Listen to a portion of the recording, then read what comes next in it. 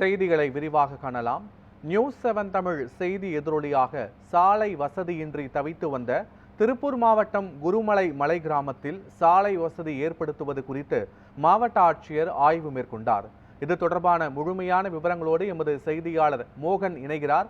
மோகன், இந்த மலை கிராமத்திற்கு சாலை வசதி இல்லை என்று நியூஸ்7 தமிழில் நம்ம செய்தி வெளியிட்டதன் எதிரொலியாக தற்போது அங்கு கள ஆய்வு நடைபெறுவதாக கூறப்படுகிறது. விவரங்கள் என்ன?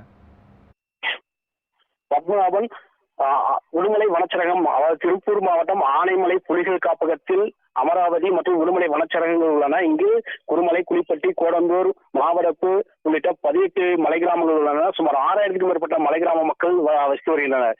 இவர்களுக்கு குருமலை மற்றும் மேல் குருமலை, குளிப்பட்டி உள்ளிட்ட மலை கிராம மக்கள் சாலை வசதி கேட்டு பல ஆண்டுகளாக போராடி வருகின்றனர்.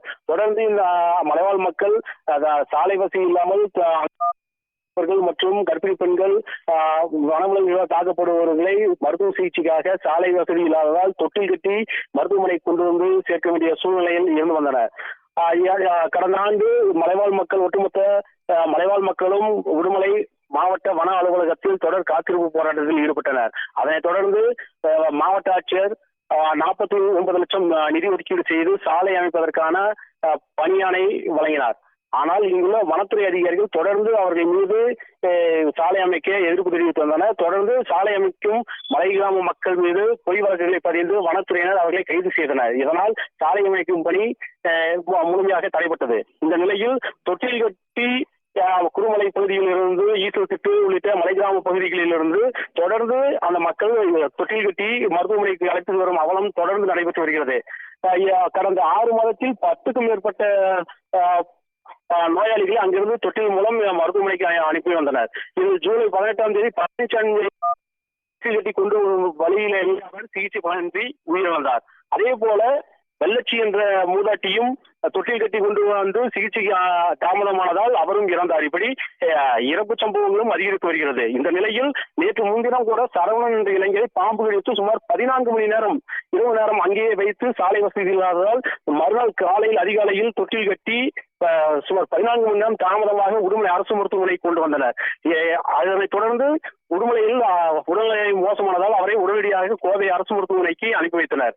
இப்படி தொடர்ந்து அந்த மலைவாழ் மக்களின் சாலை வசதி என்ற தாகம் தீராத சூழ்நிலையில் நியூஸ்7 தமிழ் தொடர்ந்து அந்த மக்களினுடைய அலுவலரை செய்தியாக வெளியிட்டு வந்தது. இதனைத் தொடர்ந்து இன்று திருப்பூர் மாவட்ட ஆட்சியர் கிறிஸ்துராஜ் அவர்கள் வனத்துறை அதிகாரிகள் மற்றும் வருவாய்த்துறை அதிகாரிகளுடன் ஒரு குழுவாக சென்று தற்போது மலை கிராமத்தில் இன்று அதிகாலை முதல் அங்கு முகாமிட்டு தொடர்ந்து ஆய்வு செய்து வருகிறார்.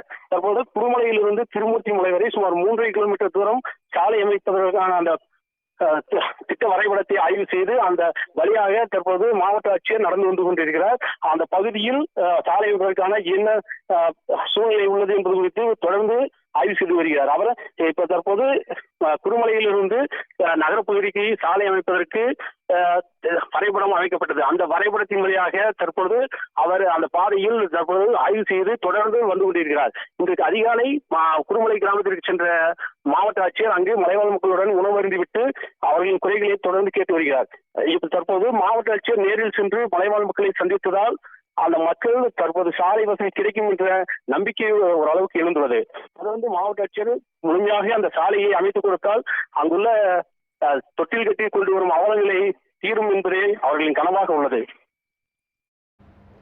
சாலை அமைப்பது தொடர்பாக மாவட்ட ஆட்சியர் கள ஆய்வு மேற்கொண்ட காட்சிகளோடு முழுமையான விவரங்களை பதிவு செய்தமைக்கு நன்றி மோகன்.